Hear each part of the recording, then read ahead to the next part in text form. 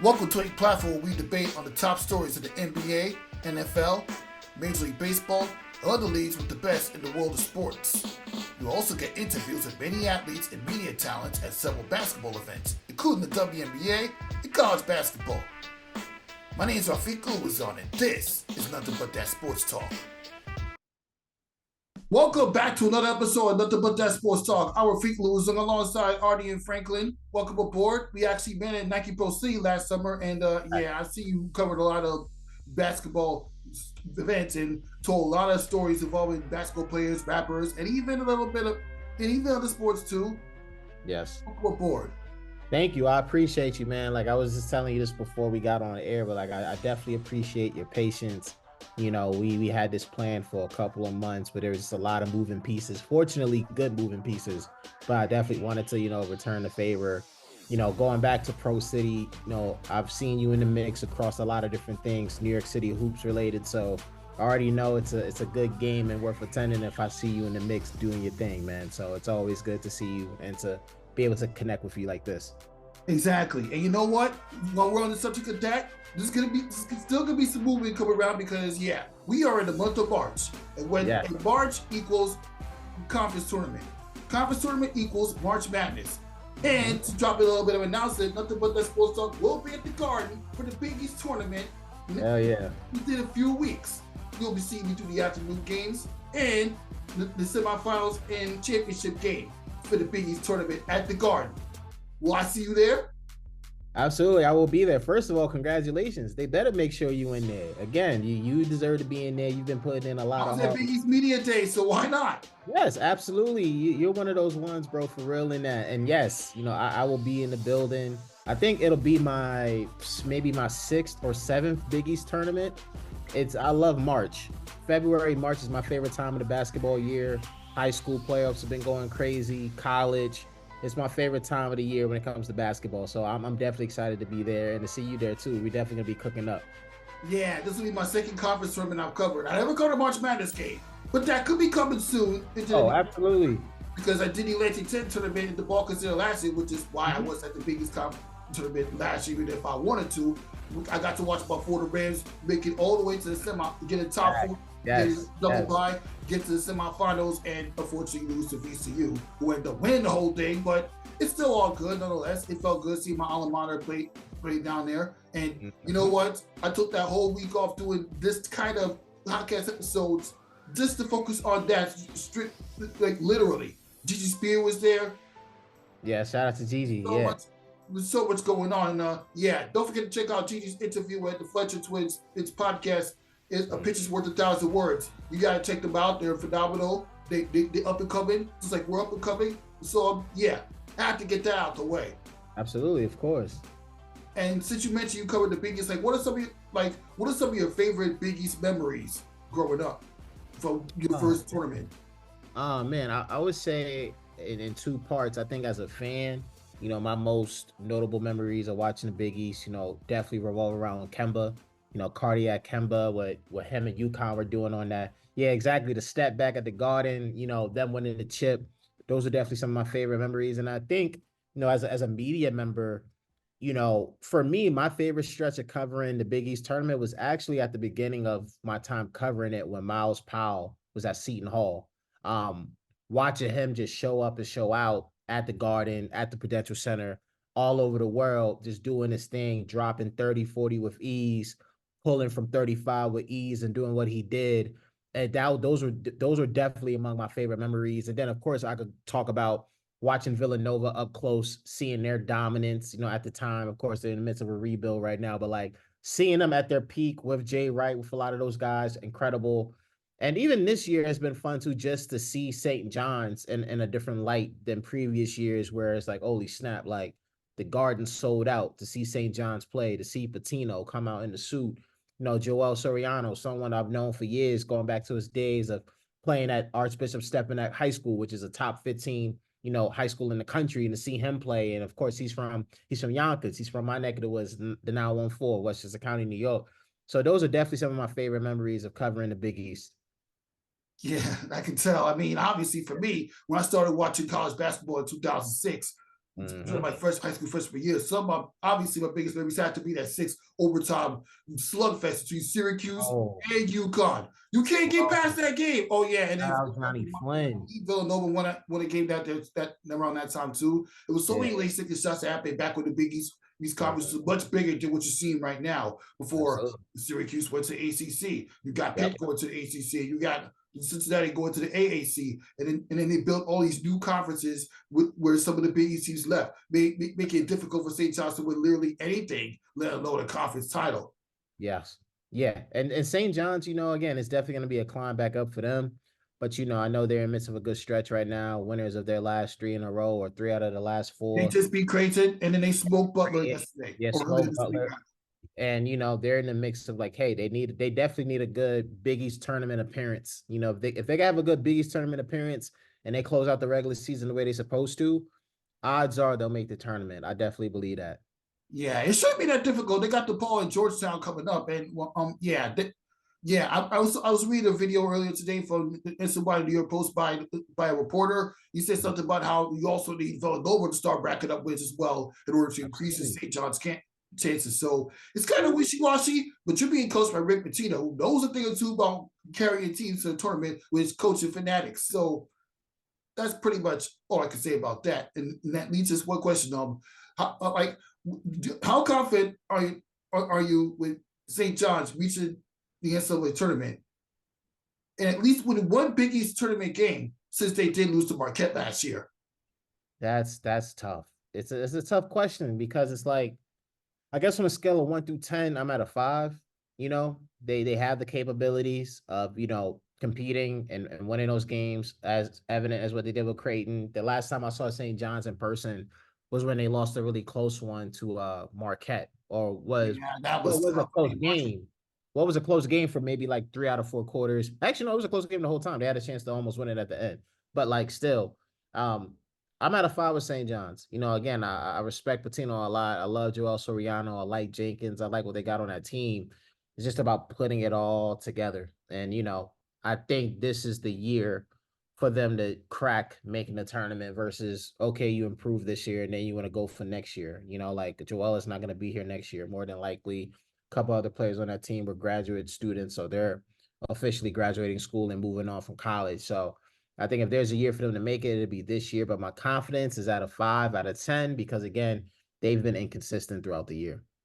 Yeah, it's going to be very difficult because St. John's right now they're sitting at 9-9 during conference play, and they only won one game against ranked opponents, and now beat Creighton, which is last Sunday. It seems that no matter how good St. John's are, they tend to struggle against the ranked teams. I mean, I already mentioned the one win they did get against Creighton, but earlier this year in conference play, they barely lost when they couldn't even stop themselves from fouling the free throw shooter in the paint. Like it all came down to closing out games. Even when St. John's get it together, at least somewhat, they just had a tough time closing it out. And the team chemistry that you expected to see when you're being coached by Rick Pitino, it didn't come in fruition up until just recently. Yeah, and again, it takes time. I think for a lot of teams, we see that more times than not, they have talent. So it's never really about the talent as it's more about the chemistry and how ultimately it comes together. Some of the best teams we see, and especially in college, like they're not really the most talented team, but boy, their chemistry is on point. They're extremely well coached. They're disciplined. And that's going to be the key for not only at St. John's, but for a lot of other teams too. Because again, a lot of teams have individual talent. They have bucket getters. They have guys who can make plays and they're athletic and can jump out the gym. But can you play together as 5? Can the entire team play together? Can they buy into the system? And that's really the difference between, the contenders and the pretenders, so to speak. It's like the latter. That's a very interesting point. And also, as you continue looking at the Big East right now, Uconn is still one of the top teams. I mean, what are your thoughts about Uconn as a defending champion, and how you think they're able to keep this together, even with the loss against Creighton on the road, which led to a court story? Yeah, that loss, was definitely surprising, I think, in the moment. But I think once again, when you think about playing a long season, in UConn's case, they were extremely dominant throughout the course of the season. Like they were winning games with ease. They have such great depth. Of course, they got the big DC Castle. I really like that Cam Spencer kid. Hopefully, I got his name right. He can play. I really like the way he plays. But ultimately, you're due for one of those losses, and those losses can be very positive for your team in the sake of, hey, this is a nice, let's regroup, let's focus, let's Good get wake back. up call. Yeah, it's a great wake up call, and it's I think for UConn, they're in a great spot in the sense of, hey, you know what you've been doing all year. You got that loss to knock you off your rocker to give you a taste of what it's like to lose again, and you also get a understanding of like, yo, a lot of people really want to beat you, and a lot of people want to see you lose. So take that loss, regroup, relock in, and prepare for the Big East tournament where, hey, this next run could be the run that could get you back to the championship and possibly repeat as natty champs. That's a fact. And as we continue this conversation, I mean, like, what are some other teams besides St. John's and UConn that are going to be the team to watch in this year's tournament? Oh man, I'm super excited about North Carolina. Shout out to RJ We're Davis. talking about Big East though. Big East. Oh, Big East. I mean, Seton Hall. I think I love what Holloway's been doing with that group. They've had some solid play as of late. That's So like Dari Richard. yep, Hadari Richards. So I'm definitely Yes. intrigued to see about Seton Hall. I think I have so much respect for Nova that I'm always going to look at Nova and be like, all right, what can these guys do because of what they've done? So there's definitely Nova. Again, there's definitely Seton Hall. There's St. John's, like we talked about, UConn, Marquette. I love to see what they're gonna do. And then of course, gotta show love to Creighton. Like, what is Creighton gonna do in this moment? They got a talented team. I really like Trey Alexander, and I like a lot of those guys there. So I think this Big East tournament has the promise to be another fulfilling one, another exciting one, even if folks are entering it thinking like, oh, UConn's like the favorite, and I get why. But I think there's enough people in the mix that all it takes is one run for those 4 days to shake up a lot of stuff in March. Like, I really believe that. And I think this year's tournament is capable of like potentially bringing that to life. Exactly. You saw that from UConn like back in 2011, as you already mentioned before, and then in the first Big East tournament coming out of like the post-COVID era, you saw Georgetown carry themselves into the NCAA tournament when nobody really had them getting there in the first place. So Yep. anything can happen in the Big East tournament. It's like anything can happen in March Madness. Mm-hmm. Absolutely. It always does. The Big East is known for madness. The Big East brings the madness to March. Like, it's the history speaks for itself. Like, I can't recall a recent Big East tournament where there wasn't like any sort of madness where something didn't happen and it just went according to plan. Like, these things happen a lot at the Big East tournament where madness does erupt. There are upsets. There are teams that save their season and extend it by making a big dance. It happens a lot. It really does. The Big East tournament is well known for that, and rightfully so. Yes, it is. And since you were about to mention North Carolina, as we get to the next topic, I mean, what are some other NCAA tournaments outside the Big East to watch this coming March in conference play? Absolutely. I'll go with one that's near and dear to my heart, which is the Ivy League tournament. For folks that follow me and what I do, I follow the Ivy League very closely, mainly on the women's side, but I spent a few years covering the men's side. But I think this year's Ivy League tournament is gonna be one for the books. It's in our backyard. It's in New York City at Columbia, on the Upper West Side. So it's gonna be a lot of fun seeing that. Um, I think on the women's side, it's going to be a very fun field. Of course, there's Princeton, top 25, reigning co-Ivy champs. They had a great run in the tournament last year. You have Columbia, a team that's extremely near and dear to my heart, to the point where they're like my heart. Um, a lot of folks are rooting for them to make the tournament. A lot of people felt last year that they were robbed of making the NCAA tournament. Like, they were one of the first 4 teams out, despite having a top 10 road record, a very dedicated and talented roster and a great coaching staff. And I think when you look at the women's side and you have Princeton and you have Columbia and you have Harvard in the mix, it's going to make for a fun time. And even the men's side too. Shout out to the men's side for showing people that, hey, there's some legit NBA talent there. Xavier Lee from Princeton is a bucket and got NBA scouts at his game. The kid Matt from Harvard is another kid that can play and is doing his thing. The Columbia team for the men's this year, they're playing better ball. I believe Yale is playing better ball. Cornell as well, I believe. So this year's Ivy tournament, I think it's going to be a very fun one. I've always liked Levine Gym at Columbia. It's a very fun gym, especially when it's packed out. And I think it's going to be a great time. No question about it. I've actually got to cover one men and one women's game at Columbia. That was a very great environment. I mean, the fans were literally stacked up to watch Abby Shue balling out against Villanova way back in like late November. I got a chance to go up there, and yes, Arden and Captain Engelbert, the WNBA commission was there. That was a fun experience. Got to get to cover that, and then interviewing Abby Shue and Lucy Olsen after the game. I can see. I mean, you got me interested when they barely lost against Duke a couple games before that, and obviously you were there, and you were there to watch them upset Princeton, the first ever win Columbia had against a top 25 team. Yes. Put it out. Why don't you talk about what that whole environment was like, and even get to meet the rapper that did the intro for Columbia? Absolutely. To work backwards, shout out to HD Been Dope, man. HD is a really dope rapper from Brooklyn, New York. Signed to Rock Nation. For those that don't know, Jay-Z's record label. HD has had an incredible couple years at this point. So HD's record Mamba, which is I would say is a year and a half old, has really gained a lot of traction. ESPN has used it. The NBA has used it. Any big league player you could think of, they've used it as an anthem for dedication and commitment. And the Columbia Lions have used that song as their song for their intro video that's played before every game. So to see HD there was already a pleasant surprise because I had been saying the whole season, like, yo, there needs to be a way to get HD at one of the games and for folks from the team to meet him. That happened. That made me really happy. And that entire environment in itself, bro, was just incredible. It was senior day. So, you think about the seniors, you think about Abby, you think about Nicole, you think about Paige, like this is their last dance, with Columbia in that Columbia blue. And to have it against Princeton, a big rival where first place in the Ivy League is on the line, you win this game, you get to be tied for first place, reigning co-champs.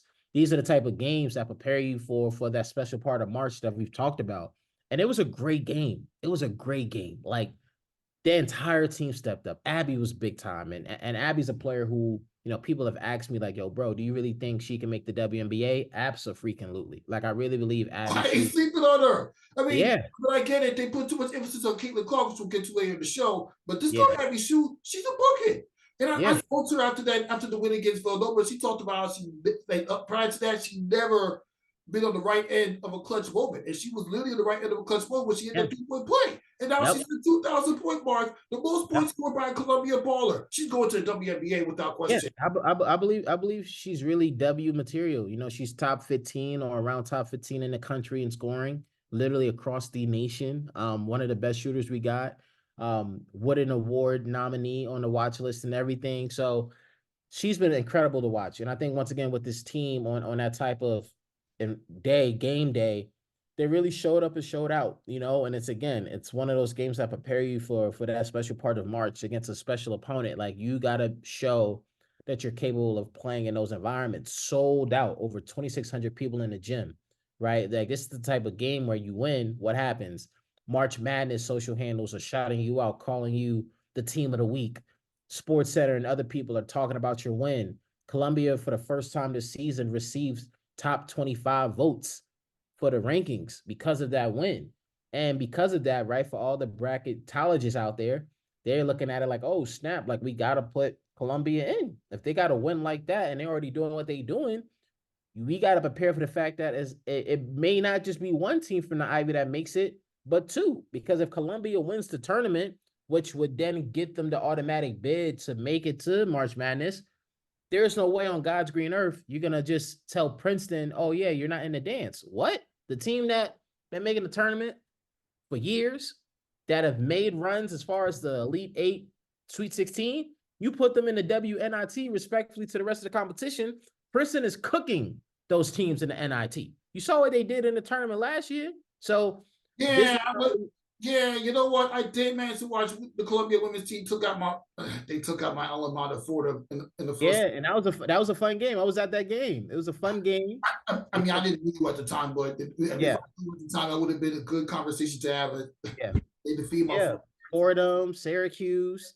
You They know, did they had a good season in NIT, even though they did lose in the championship game. But they yep, Kansas, and they had a good run against Kansas, and even the year before that, when they made it to the WNIT, they lost to a very tough Seton Hall team led by Lauren Parker Lane. Shout out to Lauren Park Lane. She too is a bucket, a playmaker. She's still killing it at Mississippi State. So this is the type of team that Columbia is. They've always been competitive. They've been winning a lot of games, and I've seen this team back when they were losing, when they couldn't fill the seats. Like, so to see them grow is incredible. Yeah, man. I want somebody like somebody on LinkedIn said that there was only like 6 people in the stands to watch Women's Columbia. Now, Bro, I another swear. example of how you could go from not from 1 or 2 people attend women's basketball game at one gym to the amount of fans you see when I walked into that gym for the first time back in November. And of course, the men's side attract people too. But that's besides the point. Back to the women's side, that's another example of how women's basketball is growing. Yeah. Yeah, and we've been able to see a lot, man. You know, again, I think to Columbia, Princeton, 2,600 in the gym, packed out, national coverage. I think back to what was maybe game 3, I think it was of the WNBA finals last year, seeing Barclays Center be packed out, Yeah, 17,000 in man. attendance. Listen, you don't even got to tell me about that. I was there. I know, yeah, but just letting the I was audience I know, like never the covered the audience WNBA know. finals in person, by the way, after covering it virtually for 4 seasons since Yep. 2020. The beat in that door, you don't even need to tell me. You don't even need to tell me that, man. I was there. I know. It's letting the audience know. Like the audience gotta understand, man. Like there's a lot of great growth in the women's game, a lot of great growth in women's sports, and it's bigger than just folks trying to get on or be politically safe. Like nah, like people believe this. People have spent years covering women's sports, covering women's basketball, interviewing these players. Like some people are just starting to know and be like, oh yeah, Arden like covers it for real and he's legit. But folks don't know. I go back 8-9 years covering the WNBA. Like I remember my first interviews literally being with Sugar Rogers of the New York Liberty. I remember interviewing Maya Moore and Alina Deladon, and I remember interviewing Kelsey Plum back when the Aces were the San Antonio Stars. And it's like I've been there. Like I've seen a lot of it before it was popular and popping to cover this league. So I take great pride in seeing the league grow because I've really seen the journey. You were at the Garden interviewing those players when the Liberty were when Tina Charles carried them to the conference finals in 2015. Yeah. Around that time, Yeah. and then a year later, they got shut down by Dana Taurasi, and then I was there. I remember that vividly. Corners that Christy Tarver made, which I went over 1,000 times with older special guests of my co-hosts who couldn't be here right now, but it's besides the point. The fact that the Liberty went from that to a WNBA finals appearances, just barely lose to Las Vegas Aces, and having my first experience interviewing these players, you can't beat that. Can't beat that. It's been a journey. It's been a journey. I remember that Liberty team too at the time. In the I guess mid 2010s. 2015 to 2017 is Tina Charles, Amanda Zahui B, Sugar Rogers, Brittany Boyd, Rebecca Allen. Tiffany Prince. Yeah, Epiphany Prince, Bria Hartley. Like it's like I remember a lot of those teams. Like Lambeer coaching and just those experiences. So I'm very grateful for them, and I remember what they were aiming to do. Yeah, and seeing them transition from that to Westchester to the Barclays Center minus the bubble year, it's just I knew you were phenomenal. It was a phenomenal experience for you as we transitioned into how's this topic right here. How did you started getting invested into being a sports media professional from like way back in the beginning? The whole backstory behind it, what led you to decide to do it? Absolutely. For me, this is a childhood dream. Like for me, I would say going back to when I was like 11, 12 years old, I always knew I wanted to work, in sports media. At the time I was really keen on being a journalist because, growing up every day watching Sports Center at that time. So like I'm 30 years old. So I'm a 90s baby. So I grew up, you know, watching the late great Stuart Scott and seeing Stephen A. Smith and reading articles by Scoop Jackson and just really get put on game. And I remember a young Bill Simmons, and that for me was what got me going. And what really got my career started officially, I started my career when I was 16 years old. For me, I've always been somebody that is a self-starter. that is very much a believer in when there's a will, there's a way. And at the time for me, even as a sophomore in high school, I realized like, hey, like going to college really isn't my thing. Like I'm not really committed to going to college. You know, coming from a single parent household, just me and my dad. I'm a born and raised New Yorker, by the way. Again, once again, Westchester County, now on full. I'm like, I don't think we could really afford college. So I was just like, damn, what can I do? And I was just like, yo, just start up my own stuff. So at the time, you know, I was really into writing, like being a writer's writer. So I'm a age myself here, but like I started my own Tumblr page. And, you know, I started my own Tumblr page. That was my website, called it Arden Sports Talk, you know, hashtag AST before hashtags were a thing. And that would be my place where I would write about sports, write opinion pieces, write news pieces, conduct my first interviews. I remember some of my first interviews being at 18, 19 years old when I used to be approved to cover the New York Knicks media day and doing those things. And along the way, you know, I would say from 18 to 23, that was very much, you know, my era when I was super independent, writing a lot. At one point had my own TV show on public access before podcasting became a thing. I was doing online radio. And then for the next 3 to 4 years, 24 to 28, that's when I started getting some breakthroughs. So my success independently led me to get opportunities, freelancing for Slam Magazine, writing for USA Today, doing stuff for SB Nation at the time. And then I would say after that, for what's been the last 2 years, has been 10 plus years of hard work, being a writer, being an on-air talent, learning how to edit, learning how to produce, doing a whole lot of networking, covering whatever sport you name it. I've done all levels of basketball. I've done baseball. I've done soccer via Major League Soccer. I've done whatever it is. I did it. And then it led me to me being like, you know what? I want to do more stuff on social. So, of course, that's how me and you met. I was working for Gary Vee, managing this social handle called Ball Players at 1:37 p.m. Had a really fun 2 years with that, building up that brand, making it relevant, getting us into a lot of dope events, interviewing a who's who of people: Donovan Mitchell, Stewie, Sabrina, Fat Joe, a lot of dope people. And now I'm here at Fanatics, where you know I'm a lead social media manager. We have a really dope business that we're launching soon called Fanatics Events, which is going to hold events in a lot of different spaces across sports, culture, and collectibles for all my people that like to collect trading cards. And I'm going to be overlooking all of the social strategy. And that was a little long-winded, but that's been my career, 15 years, going on 16 years later. Yeah, man. And you know what? That's literally amazing. And you know what? Thank you. It's pretty much the same way I started coming out of college. You mentioned that you've been doing all this independently. That's pretty much the route that I'm taking right now. Right now, like literally. Yeah. Yeah, I know. And that's why, you know, That's I goes to show independent work can lead to working other companies sometimes. absolutely, absolutely. You didn't even go to college for that. I didn't. And for me, and this is what I tell people too, because I've had the chance, you know, in recent years, including late last year, to talk to high school kids and college kids, literally at school, out of school, whatever. And I tell them, like, at the end of the day, I did what I had to do, which was best for my journey. So for my journey, back when I was in high school, again, at 16 years old, I was already seeing a vision that, like, yo, I'm not going to college. We can't afford to go to college. I didn't want to make the mistake that I saw a lot of kids at my school did, which was, oh, let's just go to college because we could just go to college, and then a year later they're back home. And it's like you wasn't ready for it and you wasted money.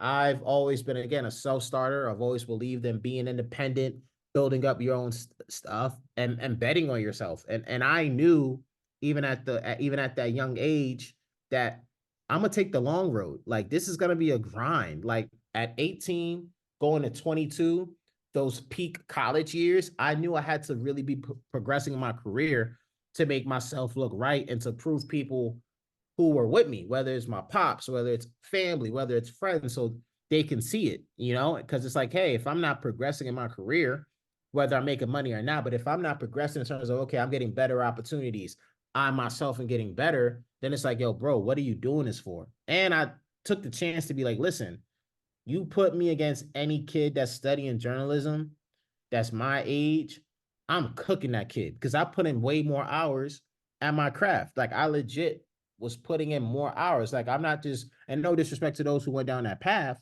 but it's like my commitment Hey, to my commitment to studying the journalism game wasn't relegated to X number of classes a week to 2 semesters.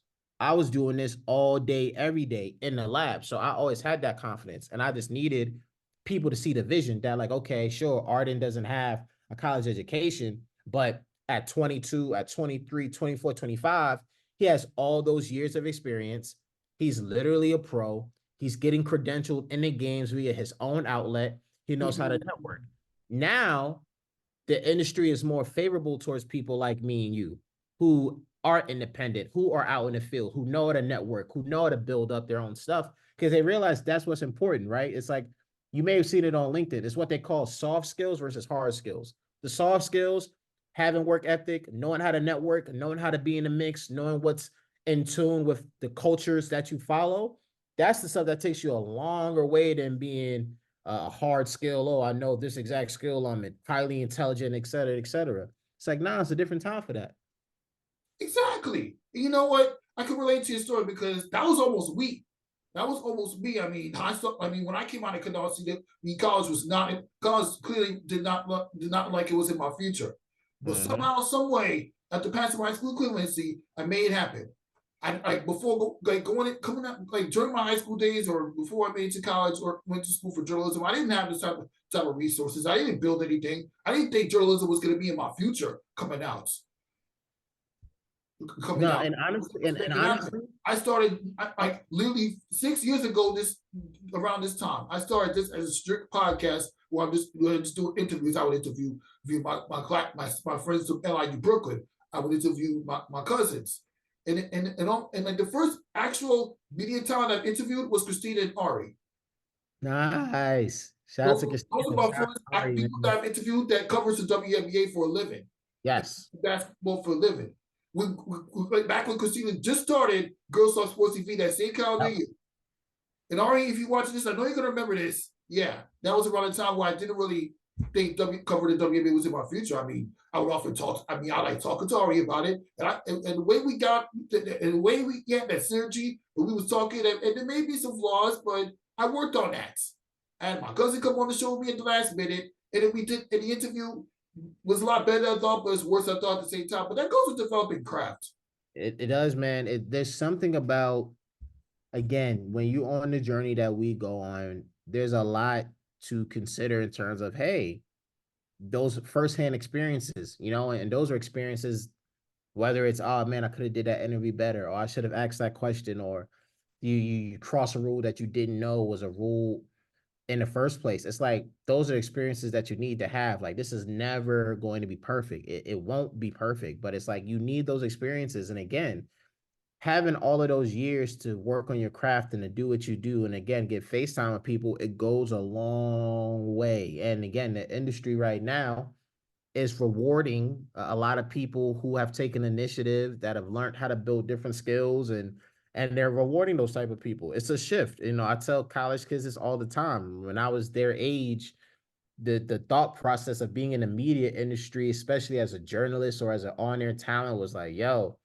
you're gonna have to wait 10, 15 years for like your big break. You're gonna have to do a lot of little spots, travel around the country or the world, do your job, get paid dirt, and understand like this is a way to the business. And it's no longer that, right? You have kids in college who are incredible at what they do, getting paid extremely well. You have people who are our age that are in some of the highest positions at these publications, and rightfully so, because why?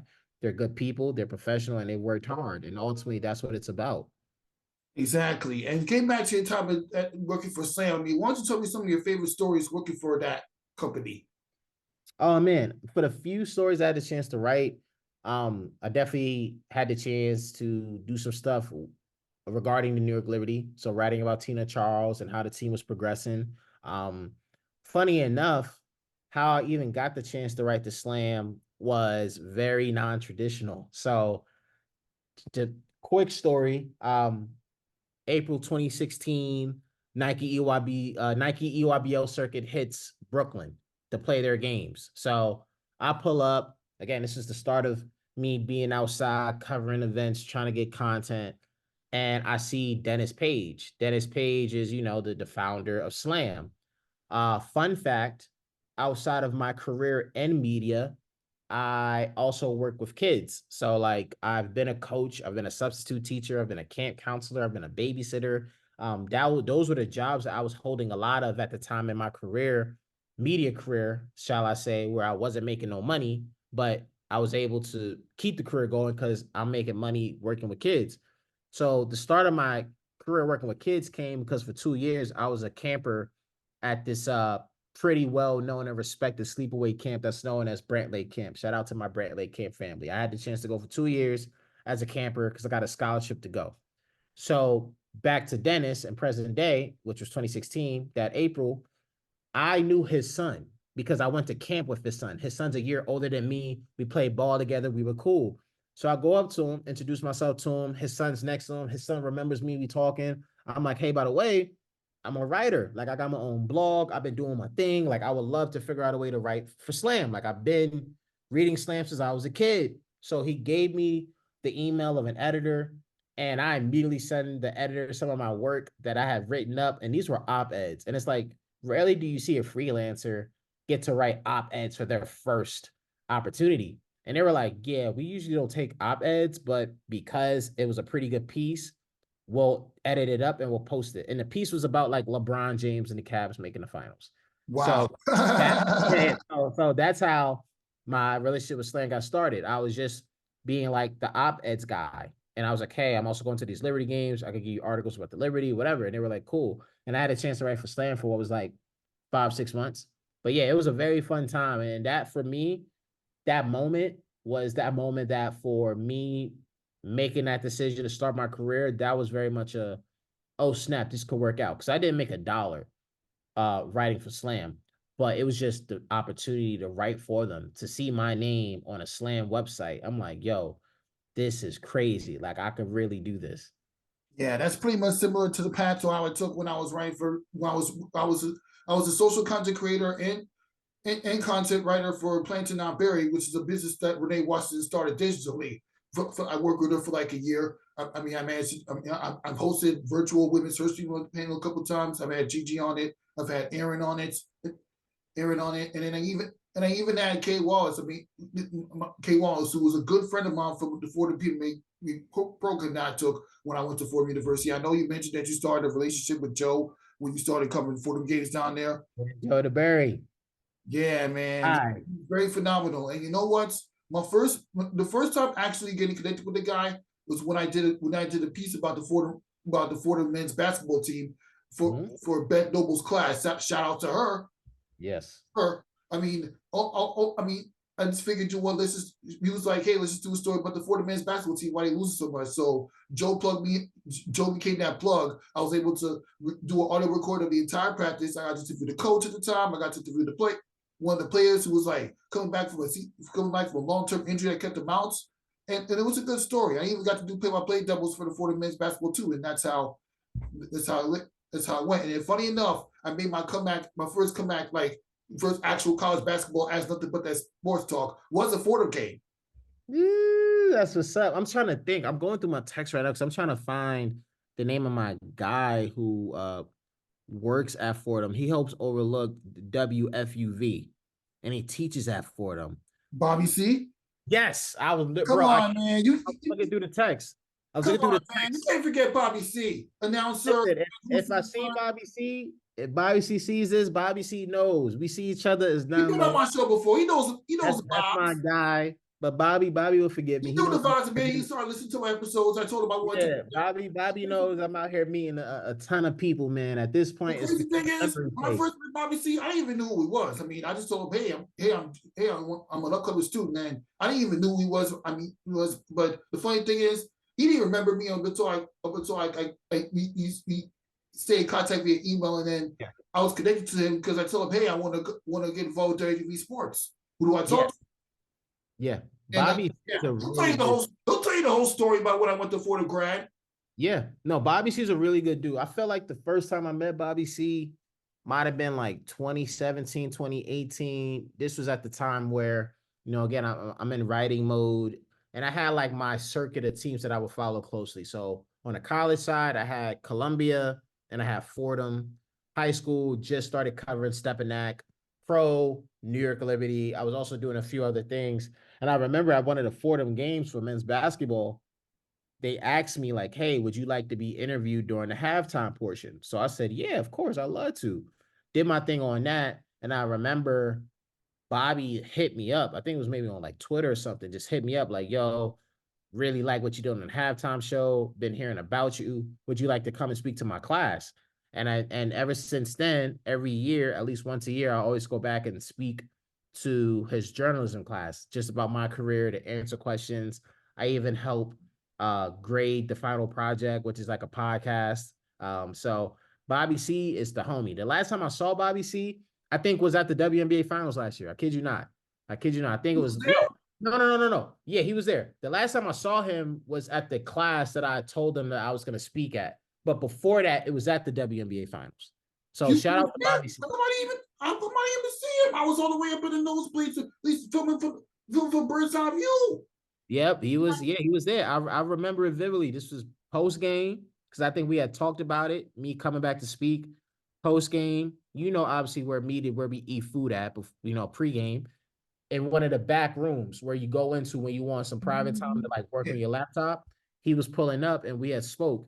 And then right after, I had a chance to pull up to Fordham and speak to the kids again. My mentee, she's wrapping up her time at Fordham. Shout out to Riley Lucas, man. She's a really dope voice to hear super soon in sports and music. That's my mentee. I met her through Bobby. Me, doing helping with the final project, speaking to the kids. So I got a lot of love for Fordham, bro. Like Fordham and Columbia for me are literally like this because they've been both very instrumental in my career. I got nothing but love for both schools. Everything that I learned in Fordham is the reason why I got to do everything I'm doing right now. I mean, people tell me it's not a good. People tell me, you got a camera, you got a tripod, you got a microphone. You're supposed to do like the way you is when you're working for News 12 or Fox or ABC. They're well protected. They're well covered. You're not protected. You shouldn't be traveling all the way there with equipment. I was like, stop it. Yeah, exactly. Stop it.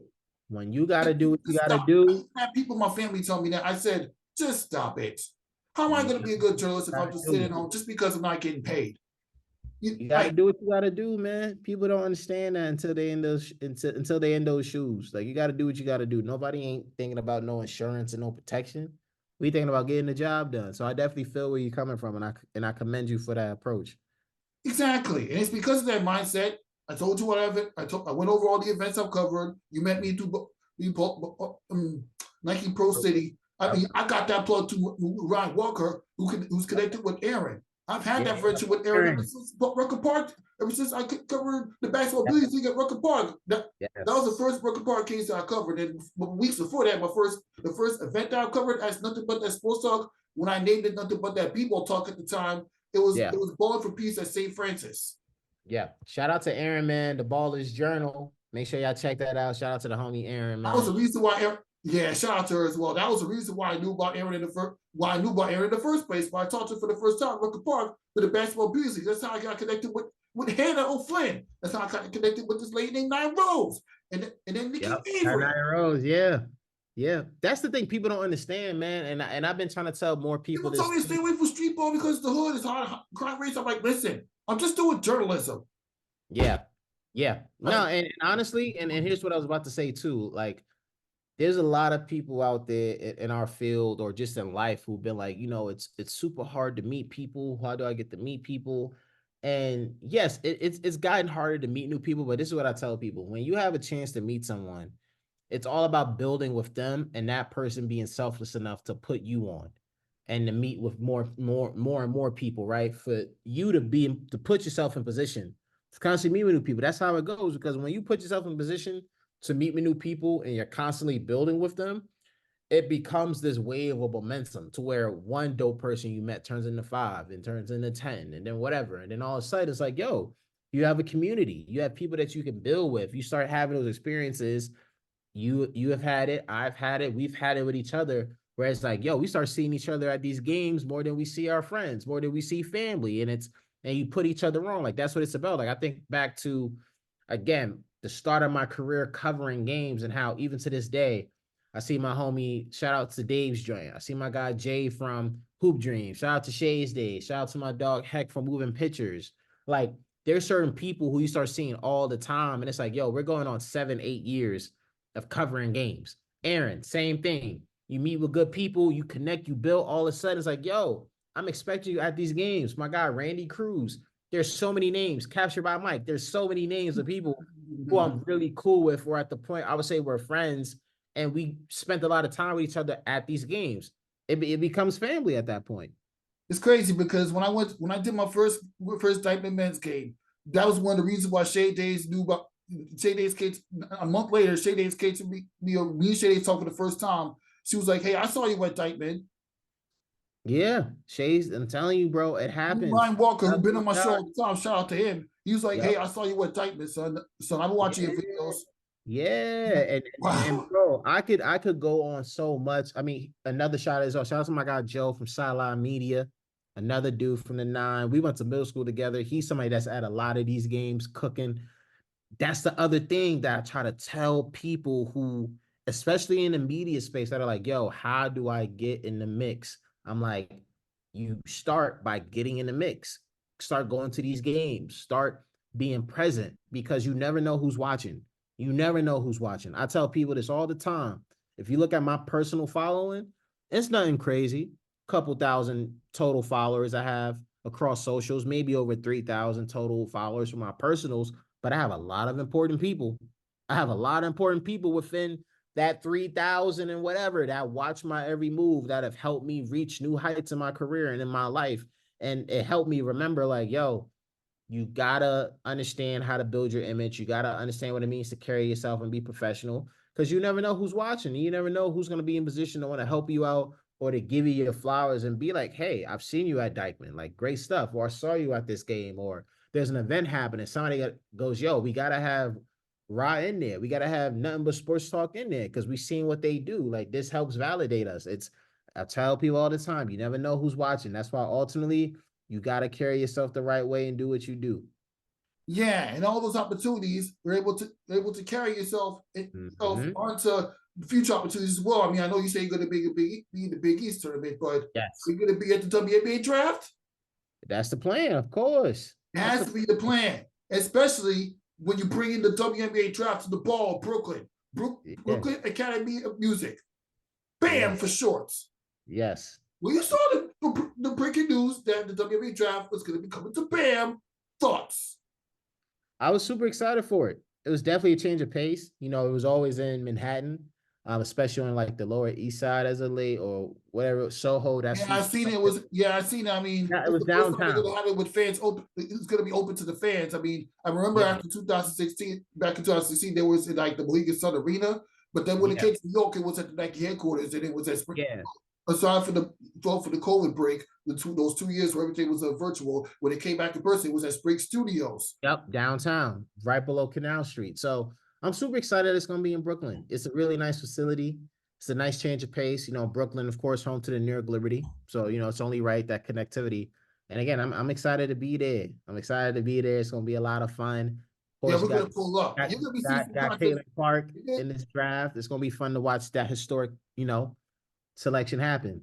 Yeah, speaking of Caitlin Clark, she announced she's going to be coming to the WNBA, and then she's breathing down Pete McAfee's neck for the most points scored in NCAA history. She already has the most points scored by a woman last week or a week ago rather. Now she's about to break Pete Maravich's record. May God rest his soul. Thoughts on Caitlin Clark's career, and what do you think? How she's going to change the whole dynamic to the WNBA?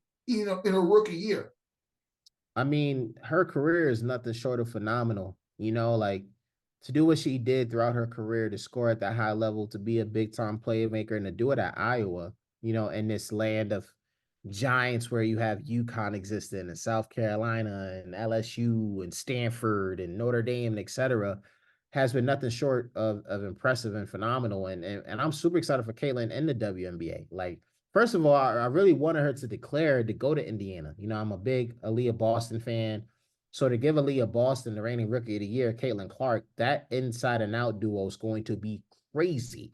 You give them a couple years. It may not be good enough to win a championship right now. Definitely not. But you give them a couple of years. But give me 5 to 10 years. and the NFL will rack up championships and finals appearances again, like they did to the Tamika Catchers days. Yep. And Good time. before that, they're gonna be a fun team to watch. I think again, like we're at a time in the WNBA where it's the era of the Aces, it's the era of the New York Liberty, so they're gonna have fun doing those finals rematches. I assume, but the Fever are going to make things very interesting as a rising team because I expect Caitlin Clark to enter the W and to honestly be just fine. Of course, rookie pains will exist. Rookie pains happen for everyone. Everyone gets rookie pains. But I think her game, what she does with her shooting, with her scoring ability, playing with Aaliyah Boston, who is also a legitimate number one threat, life is going to be a lot easier for her than expected, especially on a Fever team where it's like, yo, you also have I believe Kelsey Mitchell is still there. Like she's a bucket. So it's like Erica Wheeler's still there. yeah, like there's gonna be Emily is some still fun there. times in LA. There's gonna be some fun times in Indiana, excuse me. And I think Caitlin's in position to where with that supporting cast, especially with Aaliyah Boston and how she plays, she will be fine. Again, rookie pains happen for everybody, but she will be fine. She's gonna drop 30 multiple games next year. I believe that. She will be fine. And she's gonna give Sabrina Ionescu a run for her money. And I'm glad Brianna Stewart and Jocko Jones is back on New York Liberty to keep that gap closed between themselves and the Las Vegas Aces. Yeah, and shout out to Stewie for accepting less, which should give us a little space in Liberty Land to maybe land another key contributor. That could be maybe Alina Deladon if she wants to play super soon, or somebody else that's impactful. But I'm very excited for the Liberty this year. They gave a lot of hope to the city with what they did. They were one shot away from potentially forcing a game 5, and I really expect them to make it back to the finals this year. Like I really believe that. Yeah, I really believe that. And since we're talking about a lot of women's basketball, this is a good transition into Women's History Month, and National Women's History Month. Like for somebody that's always covering women's sports, I mean, Yeah. what is Women's History Month meant to you? For somebody that's been covering women's sports for a while. It's meant a lot of things. It's definitely just a special time to really just pay homage to women doing incredible stuff in sports. How I grew up, you know, especially I think in our culture, we've always been taught and I think smartly understood that like, hey, like as men, we're gonna do a lot of things that we see women do, especially if it's like if women really rock with this record or rock with this artist or whatever, we're gonna rock with it as well because women have great taste and they're very influential in what they do. And ultimately, a woman's opinion really matters to us as guys. And I know for me, yes, I like when the homies and I like when other guys give me respect, whatever. But like when a woman does it, oh, it hits different. And I think for women in sports, to see the type of talent that they have, the intelligence, just the understanding, it's been very much fun to watch. Like I think back to the start of my WNBA career or covering the WNBA. I was telling some of my friends, like, bro, covering this league is so special because literally you look out on the floor and you see national champions everywhere. You see Olympic gold medalists everywhere. You see star power everywhere. It's like you don't get this anywhere else. Like, sure, you could cover an NBA game, and yeah, you may see some guys. You'll see everybody on that floor who was the man, but not to the extent of, yo, oh yeah, that's the national champion. That's the McDonald's All-American. That's an all-star. That's the NBA champ. That's a star. And the WNBA is different. And I think when you take from that experience that I have from covering the WNBA to women's basketball across high school and college, to do some select things with women's soccer, as well as just see the talent, the on-air talent, right? To get really cool with Ari and Christina and Grady Diaz and, Jackie Powell. And it's like, I think about PR folks like Teresa Tran and so many people in the space that have done nothing but great things for me, great things for others, and they help keep pushing it forward. Women's History Month should be every month, just in the sense of us paying respect, us really giving them real support and showing that love. Like, and I really believe that. I really believe that. Shout out to my homie Jaren Gardner for what she's done on socials with Together and other places, Camille, like so many other people, bro. Like I lived a life and career that have been defined by a lot of dope women that have been fun to work with, fun to build with, and just see them kill it in every way possible. And I'm legit fans of all of them, even those that I may not have named, forgive me. But y'all get my energy and how I feel. Like I said, man, Women's History Month should be every month because they're super impactful. They're changing history. And as a guy, the least we could do is show up and show out and do it from a genuine standpoint. And that's what I'm doing, and that's what I'm gonna keep doing. Exactly. And you know what? Since we're on subject of Women's History Month, the first women's basketball story that I ever talked about on this podcast years ago was those 2 game winners by Enrique Kubawawe to carry Notre Dame to the national championship that year. Yeah. Yes. That I is was a like, yeah, that's one of my favorite players. That's my favorite player great to come moment. NBA right now. Those game winners. I mean, I was like, I gotta talk about it on the show with my friend Rugali Sedatis. Shout out to him. And my cousin Lou was on. I mean, I brought my cousin all the way down to LIU and then did like a 10-minute recording. And that was one of the first things we talk about. 2 game winners. It's incredible. Shout out to all the women out there, man, who are just doing incredible stuff in every way possible. As an athlete, as an on-air talent, as a publicist, as a producer, as an editor, as a shooter. I think again, shout out to my homie Tatiana Williams, who's been one of the best people that I've ever worked with. Shout out to Macy Branding, who's been an incredible person for me to work with on social. Again, we shouted out Aaron, we shouted out Shay's Days. There's so many dope women in this space, bro. Courtside Kim, there's so many dope women in the space doing their thing in every way possible, and it's like, again, Women's History Month should be every month, just in terms of respect, in terms of championing them, and to just understanding, like, yo, they're doing great stuff. And it's not only just great for women's sports, but just sports in general, for entertainment in general. Like, that's how I look at it. So again, shout out to everybody, man. Yeah, very great shout out indeed. I mean, why don't you name like your inspirational women in sports figures, whether it's media talent or athlete or entertainer? Oh man, I think because it's so close to me with women's sports, I think, Ari, again, Ari Chambers, me and her, every time we see each other, I always jokingly like bow to her and make a couple goat sounds because to me, like she's one of the goats, man, for this era in terms of on-air talent work, social, being an incredible voice and an advocate for what it is that we're trying to push, whether it's in women's sports or anything else. And I think she's been super, super influential in ways that I don't think people still understand, yo. Like, they might just see the followers. They may just see the fact that, okay, she just did an incredible interview with Aja Wilson, and they may see her everywhere and courtside, but it's like, yo, when you really look into her story and what she's done, it's phenomenal. So like Ari's up there for me. I think, once again, like my good friend Teresa Tran, like she's an accomplished publicist that's been in the game for over 20 years. She's a That has, train. yeah, she's Let done a everybody lot. know who she is and what she does. Yeah, like she is an incredible publicist that's done a lot of great stuff in the sports publicity world and beyond, like she's worked with Michael Jordan and Jumpman. She worked with the late great Pele. She's done a lot of stuff internationally, stateside and basketball and a lot of other sports. And I would consider her like one of my OGs and in a way a mentor. And I'm somebody that, I don't throw around the OG term loosely, the same way I don't throw around, oh, that's my brother, that's my whatever. Like I don't, those words and terms mean a lot to me. But like Teresa's definitely like a OG and is a mentor. She's given me a lot of game.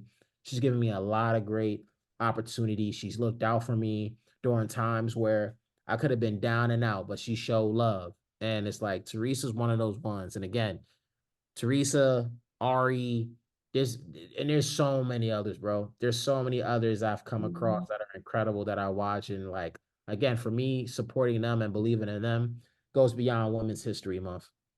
Yep, it really does. Why don't you now let's get to the next topic as well. You mentioned earlier in the show that you left ball players, which is part of 1937. Sadly, that 137, yeah. business, sadly that business is gonna shut down not too long after because Jail Rucker mentioned that Yeah. it's gonna go out of business. That's sad, but Yeah. it's a tough industry. But why don't you talk about that transition from that to your current job and what you do right now with Fanatics and how is it going so far? Especially you be down in Vegas. Yeah. It's been a lot of fun. It's been a lot of fun.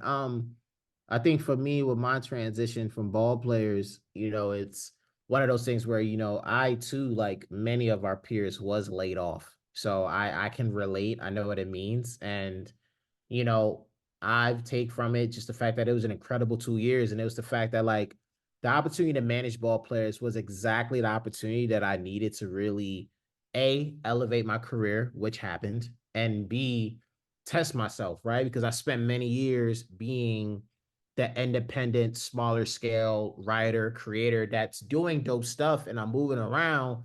But it's like, okay, if you really think you are who you think you are, if you really think you're meant to be in the big leagues and to be on a bigger platform and you feel like your insights and belief on the culture and anything else matters, this is your opportunity to do it. Especially because nobody's in the way. Nobody is stopping you, Arden, from managing this platform and doing what you do.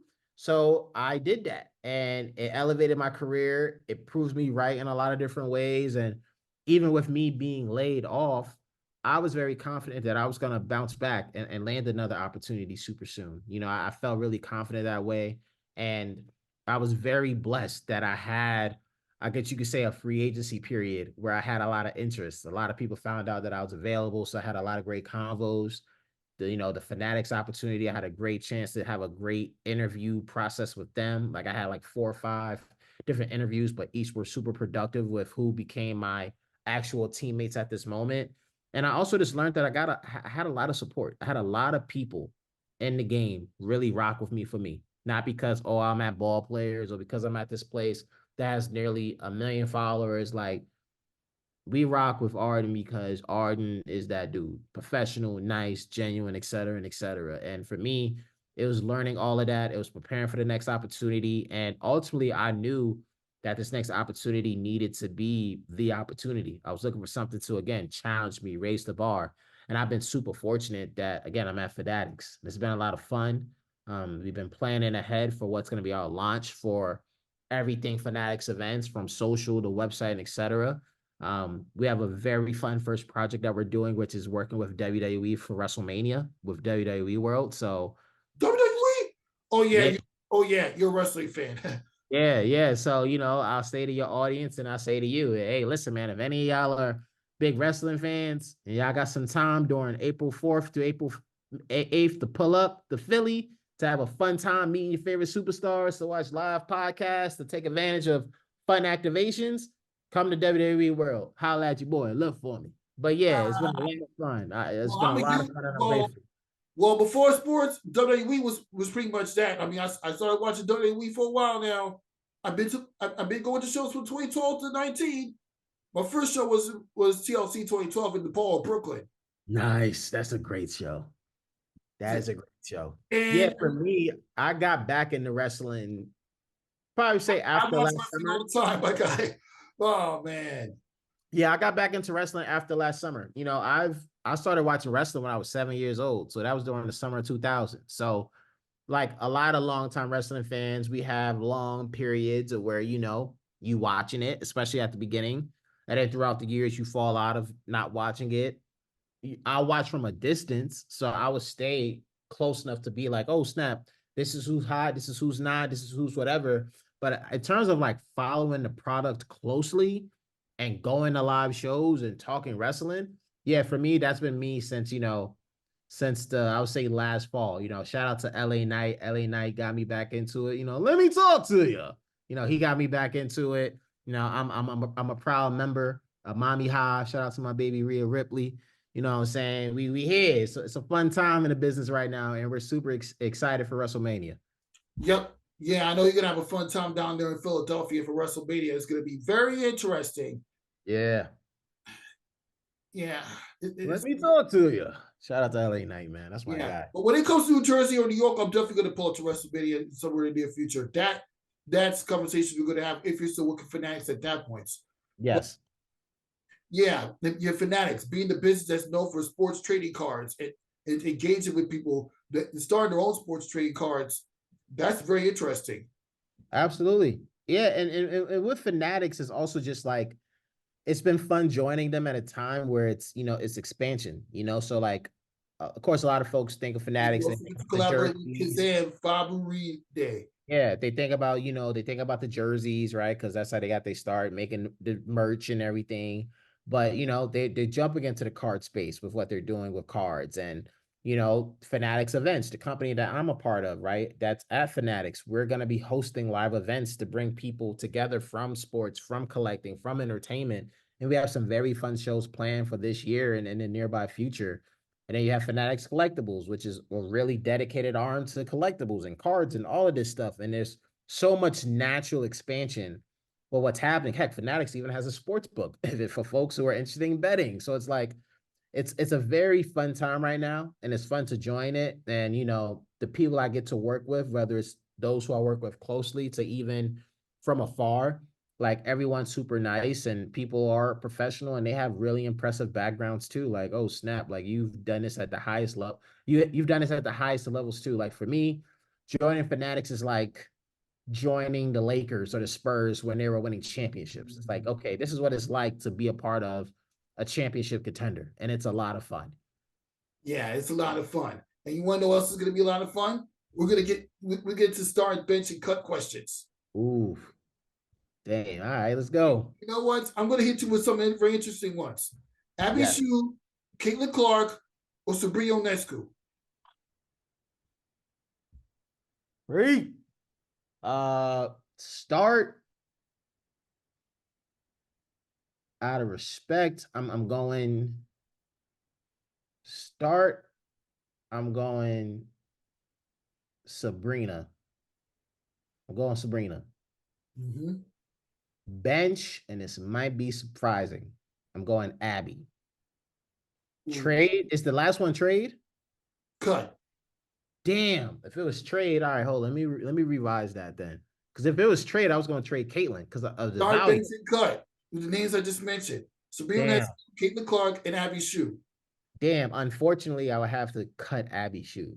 But if it was start bench trade, I was going to trade Caitlin Clark because of the value. But start bench cut, Sabrina start, Caitlin bench, Abby cut, unfortunately. And I hate that because I really believe in her.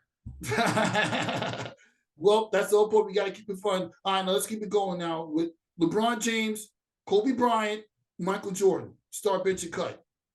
Oof. I am starting LeBron, benching Mike, and unfortunately, I'm cutting Kobe. May God rest his soul. I'll live Mamba. It's hurting my heart with these answers. All right. Now we get some MLB. Pete Alonso, Aaron Judge, or Shohei Ohtani. I hope I pronounced it right. Start bench, right? Yeah. Oh, easily starting Ohtani. I'm starting off the rip. I'll bench Alonso and I'll cut Aaron Judge. Aaron Judge is one of them, right? Yeah. Yeah, I'll cut Aaron Judge. I'm a Red Sox fan, so it's all good to cut him. I don't care. I'm not even surprised. Now we get to some football talk. Yeah. Patrick Mahomes, Lamar Jackson, and Josh Allen. Starting Mahomes all day, every day, unless he needs a day off. Bench Lamar, cut Josh Allen. That's the easiest one for me. Okay, and since it's Women's History Month, we're gonna end it with this: Ari Chalmers, Kerry Champion, Gigi Spear. Oh, dang. Man, I gotta start Ari. Again, Ari for me is surely one of the GOATs, so I gotta start Ari. And you know what? I'm gonna go with youth. I'm gonna go Gigi off the bench, and I'm gonna have to cut, Kari, champion, right? Like that's tough. I remember watching her going back to first take, but I'm gonna roll with Gigi here. I want to make the decision I couldn't make with Abby with Gigi. I'm keeping the young in here. A lot of potential, doing a lot of great stuff. That's the homie. So I'm rolling with Ari and Gigi. Okay, now we get to all right. Now we get to the women that are covering street ball and women's basketball as well. Aaron, Shay Days, and Courtside Kim. Bro. Starting, woo. I would start. This is a tough one. I would actually start Aaron. I like what she not only does with the camera, but she's also tapping into other facets of media, which is really dope. Y'all check out her podcast too, by the way, with Sebastian Telfair. It's really dope. So I'll go Aaron starting. Definitely got to make sure Shay is coming off the bench because I'm flipping it too. She's gonna give me a crazy production off the bench in incredible ways. And Courtside Kim is really dope, but I gotta cut her, unfortunately. Okay. And when we cut that, we're now going to cut this episode, Nothing But the Sports Talk, short. Thank you for stopping by, Arden Franklyn from Fanatics. You can see all his work that you're about to do, and I can't wait to see what you're about to do. You're going to be seeing us in the Big East tournament. I don't know what time we're going to be available, but you're going to be seeing the afternoon quarterfinals matchup, the semifinals, and the championship game at the Garden. Absolutely. But it's the Big East Media Day, so it's only right that I cover Big East tournament as well. Yeah. Yeah. Hey, again, shout out to you, bro, for having me on the show. Again, I'm happy that we was able to make this happen. I've seen the clips that you've done of this show. It's always looked really good. Seeing you at these games, you worked really hard. And yeah, y'all, again, Arden Franklyn here, Arden, Arden Franklyn. Find me on Instagram and on Twitter as well. At is that Arden, is that Arden, Arden. And check me out, man. Foresight, Got Range, Fanatics events, ball talks. We here. We doing what we got to do. I'll see you at the Big East tournament, my dog. I'll be there Thursday evening for the final two games, and I'll also be there for the championship on Saturday as well. So you'll see me there. We'll reconnect. Yeah, we're gonna reconnect indeed. For Arden Franklyn, Rafiq Lewis on. We'll see you next time. Peace. It all starts in the Mecca.